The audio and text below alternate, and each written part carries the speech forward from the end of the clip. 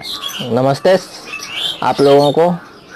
हम लोगों ने पहला लेक्चर व्याकरण का जो था देखा, जिसमें कि भाषा क्या होता है, भाषा के कौन कौन से प्रकार होते हैं उसके बारे में थोड़ा बहुत जाने, और उसके बाद व्याकरण क्या होता है, व्याकरण के बाद व्याकरण के कौन कौन से प्रकार होते हैं। तो 5 प्रकार होते हैं, जिसमें पहला था हमारा वर्ण विचार। अब वर्ण विचार में हम लोग देखेंगे और अच्छे से समझने का प्रयास करेंगे ठीक है, ताकि कहीं भी यदि आवश्यकता होती है तो हम उसका जवाब दे सके। तो सबसे पहले आते हैं हमारा वर्ण विचार में। पहला टर्म है ध्वनि।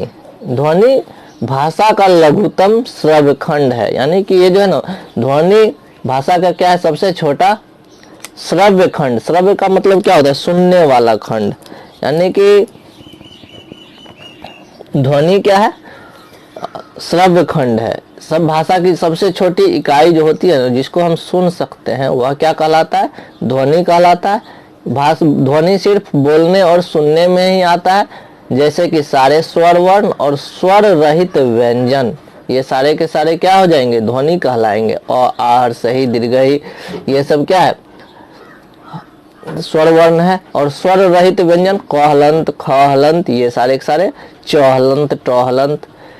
और जैसे कि ध्वनि में जो होता है ना, चाहे वह किसी भी भाषा में हो, ध्वनि उसका बदलाव नहीं होता, ध्वनि हमेशा समान होता है, ध्वनि में कोई भेद नहीं होता। जैसे कि हिंदी HINDI हिंदी, और हम लोग जो हिंदी भाषा में, इंग्लिश में, अंग्रेजी में क्या है, HINDI हिंदी, और इसका ध्वनि भी क्या है, वही है जो कि हिंदी में जब हम हिंदी लिखते हैं, हमें हर्षिकार नौ हलंत नौदा संयुक्त दीर्घिकार। तो यहाँ पर जो हिंदी लिखा हुआ है और इंग्लिश में जो हिंदी लिखा हुआ है, दोनों का जो ध्वनि होगा वह क्या होगा, समान होगा। तो ध्वनि में कोई अंतर नहीं होता है। ध्वनि क्या होता है, भाषा का सबसे छोटा सुनने वाला खंड होता है, जिसको हम बोल और सुन सकते हैं। जैसे कि उदाहरण के लिए ले लिए स्वर वर्ण और स्वर रहित व्यंजन, ये सारे के सारे ध्वनि कहलाते हैं। हम लोग थोड़ा आगे बढ़ते हैं, वर्ण की बात करते हैं। तो वर्ण क्या होता है, अखंडित मूल ध्वनि। हम लोगों ने अभी अभी ध्वनि पढ़ा है ना, यह भी क्या होता है, वर्ण ऐसा हम लोग पढ़े हुए, एक वर्ण उस मूल ध्वनि को कहते हैं जिसका खंड या टुकड़ा न हो सके। तो यह क्या है, अखंडित मूल ध्वनि, जिसको खंड न कर सके। लेकिन इसमें क्या होता है, ध्वनि चिन्ह होता है। यह क्या था, ऊपर वाला क्या था, सिर्फ सुनने में आता है, श्रव्य खंड, बोलने और सुनने में। लेकिन इसमें ध्वनि का क्या होता है, चिन्ह होता है। भाषा की सबसे छोटी इकाई वर्ण भी होता है। भाषा की छोटी इकाई को वर्ण कहते हैं, सबसे छोटी इकाई को। लिखने, पढ़ने और देखने में आता है। यह लिखने में भी आता है, पढ़ने में भी और देखने में भी। तो दोनों में अंतर क्या हुआ, तो बोलने और सुनने में ध्वनि आता है। यह भाषा का सबसे छोटा श्रव्य खंड है, जिसको सुन सकते हैं। और इसमें क्या होता है, इसका ध्वनि चिन्ह है, इसको हम लिख सकते हैं। यह भाषा की सबसे छोटी इकाई, जैसे कि आहार सही दीर्घई, इसमें भी है कहलंत चौहलंत गोहलंत। यानी जब इसको लिखें तो यह वर्ण कहलाया, जब इसको सिर्फ और सिर्फ बोले तो वो क्या कहलाएगा, ध्वनि कहलाएगा। तो ये चीजें। अब इसे पाठशाला का देखते हैं। पाठशाला में क्या है, पा का ठ सा का ला का, इसमें पा ठ सा ला, ये चारों के चारों क्या है, ध्वनियां है ना। ये क्या है, ध्वनि है, ये भी ध्वनि है, ये भी ध्वनि। यानी कि पाठशाला में कुल कितने ध्वनि है, 4 ध्वनियां हैं, पा ठ सा ला। ये इस तरह से, क्यों 4, तो इसको बोला जा सकता है। बोलते कैसे, पा हो गया, ठ सा ला, ये ध्वनियां हैं, इसमें 4 ध्वनि। लेकिन जब वर्ण की बात करेंगे तो इसको जब हम लोग और तोड़ते हैं, यानी कि वर्ण विच्छेद करते हैं, प हलंत जोड़ आ जोड़ ठ हलंत जोड़ अ जोड़ स हलंत जोड़ आ जोड़ ल हलंत जोड़ आ। तो इसमें क्या देख रहे हैं कि यहाँ पर व्यंजन वर्ण के साथ छिपा हुआ था क्या चीज, स्वर वर्ण। तो ये सारे के सारे मिला करके देख लेते हैं, 1 2 3 4 5 6 7 8, यानी कुल कितने वर्ण है, 8 वर्ण है। तो ध्वनियां 4 हैं, वर्ण कितने हैं, 8 हैं। क्योंकि हम इसको इस तरह से लिख सकते हैं, तोड़ तोड़ करके वर्ण विच्छेद कर सकते हैं। अब इससे ज्यादा हम तोड़ नहीं सकते। तो ये हमारा क्या हो गया, वर्ण हो गया। अब अक्षर की बात करें, यह अक्षर क्या होता है, ध्वनि या ध्वनि समूह का उच्चारण एक श्वास में हो जाए। जब कोई ध्वनि या ध्वनि समूह का उच्चारण एक श्वास में हो जाए तो उसको क्या कहते हैं, अक्षर कहते हैं। न क्षरण, जिसका नाश ना हो। अक्षर किसको बोलेंगे? न क्षरण जिसका नाश ना हो। जैसे देख लो सभी स्वर, जितने भी स्वर हैं वो स्वर युक्त व्यंजन, जैसे पूरा प में आकार, प में दीर्घिकार, प में इकार, ये सारे के सारे क्या है? अक्षर हैं। इसका मतलब क्या हो गया? इसका मतलब देख लो यहाँ पर पाठशाला है, पाठशाला, तो 1 2 3 4 ध्वनि कितने हैं? तो पा एक ध्वनि है, ठ एक ध्वनि है, सा एक ध्वनि है और ला भी एक ध्वनि है। तो अक्षर कितने हैं? अक्षर भी 4 ही होंगे, पाठशाला। लेकिन जब वर्ण की बात करेंगे तो इसमें 2 वर्ण है, एक प हलंत एक आ।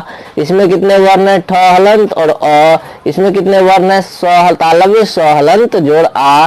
और इसमें कितने वर्ण है? ल हलंत जोड़ आ। तो समझ में आ गया ध्वनि, अक्षर और, तो इसमें थोड़ा डिफरेंस है, तो इस चीजों का ध्यान, इन चीजों का ध्यान रखना है। अब आते हैं वर्णमाला। वर्णमाला किसे कहते हैं? तो वर्णों के समूह को वर्णमाला कहते हैं। और यह समूह कैसा होना चाहिए? क्रमबद्ध होना चाहिए। ऐसा नहीं कि अ लिखे फिर दीर्घई लिखे फिर उ लिखे, इस तरह से नहीं, क्रमबद्ध समूह होना चाहिए। तो वर्णमाला किसे कहते हैं? तो वर्णों के समूह को हम लोग क्या कहते हैं? वर्णमाला कहते हैं। और यह कैसा होता है? क्रमबद्ध समूह होता है। क्रमबद्ध मतलब क्रम से होता है। अब हिंदी वर्णमाला में वर्णों की कुल संख्या कितनी है? तो 52 है वर्तमान में। आधुनिक हिंदी व्याकरण में हिंदी वर्णमाला में वर्णों की कुल संख्या कितनी है? तो 52 है। लेकिन जब हमको परीक्षा में पूछा जाए कि वर्णों की कुल कितनी संख्याएं होती है, तो वर्ण यानी स्वर वर्ण और व्यंजन वर्ण, इन दोनों वर्णों को मिला करके टोटल 44 होते हैं। ठीक है, जिसमें कि 11 तो स्वर वर्ण हो गए। इस 33 में कौन कौन से हैं? तो 25 हो गया स्पर्श व्यंजन, कवर्ग, कवर्ग, चवर्ग, टवर्ग, तवर्ग और पवर्ग 25। 8 हो गया यड़ लव से लेकर के ह तक, यानी कि उस व्यंजन और अंतस्थ व्यंजन। ठीक है, यड़ लव ये हो गया अंतस्थ व्यंजन, और तालब से मूर्धन से दंत से हो गया उस व्यंजन। तो ये टोटल कितने हो गए? 44। यदि एग्जाम में पूछे कि वर्णों की कुल संख्या कितनी होती है, यदि उसमें 52 दिया हुआ तब तो 52 हो जाएगा। यदि 52 नहीं दिया हुआ है तो हम लोग करेंगे 44। क्यों करेंगे? क्योंकि स्वर वर्ण 11 है, व्यंजन वर्ण 33 है। तो अब बोलोगे कि ये 52 कहाँ से आया? तो ये 8 वर्ण एक्स्ट्रा है। एक्स्ट्रा का मतलब क्या? ये वर्ण कहाँ से आया? इन्हीं दोनों वर्णों को मिला करके ये 8 नए वर्ण बने हैं, जिसमें कि देख लीजिए अक्षर, त्र, ज्ञ और स्र, ये भी इन्हीं सब व्यंजन वर्णों को आपस में मिला करके बनता है व्यंजन वर्ण, स्वर वर्ण। और 4 ये हो गया, एक अविसर्ग और अनुस्वार, यानी कि अंग और अह, और 2 हो गया, एक बड़ी र, एक हो गया अरह। ये 8 वर्ण एक्स्ट्रा आते हैं, जो इन्हीं वर्णों में कुछ न कुछ बदलाव करके हम लोग बनाते हैं। तो टोटल हो जाते हैं 52। यदि ऑप्शन में 52 है 52, तो 52 हमारा सही होगा। यदि नहीं है 52, तो उसके अलावा हम 44 मारेंगे। ठीक है, क्योंकि स्वर वर्ण 11 है, व्यंजन वर्ण 33 है। अब देखते हैं वर्ण के प्रकार। वर्ण के प्रकार में स्वर वर्ण और व्यंजन वर्ण। स्वर वर्ण को हम लोग इंग्लिश में वॉवेल बोलते हैं और व्यंजन वर्ण को हम लोग कॉन्सोनेंट बोलते हैं। तो अब अगले क्लास में हम लोग देखेंगे अच्छे तरीके से स्वर वर्ण और व्यंजन वर्ण, कहीं समझने में कोई प्रॉब्लम नहीं होगा। ठीक है, कोशिश करेंगे कि हम बेहतर तरीके से समझा पाए। ठीक है, थैंक यू। चैनल को सब्सक्राइब करें और भी बच्चों को फॉरवर्ड करें और उनको भी मदद करें, थोड़ा बहुत वो भी सीख सकें, और कोशिश करूंगा अच्छे से समझा सकें ताकि आपको कोई प्रॉब्लम ना हो। Thank you.